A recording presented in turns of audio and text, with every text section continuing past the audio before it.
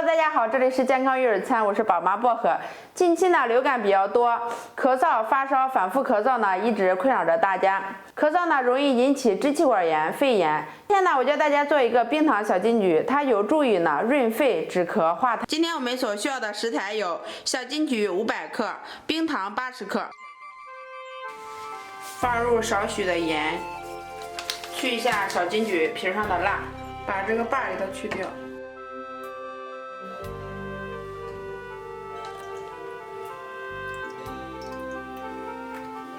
两头给它打一下十字花刀，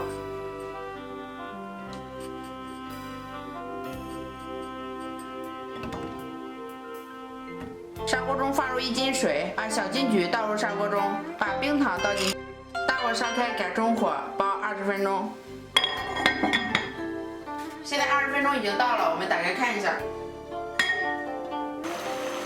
我们看一下这个小金桔啊，现在是晶莹透亮。我们大火再给它收一下汁儿，把汁收成这样，看一下特别粘稠的时候，然后关一下火就可以了。今天我们这个冰糖小金桔就做好了，大家有没有学会呢？有什么健康问题可以给我留言或私信。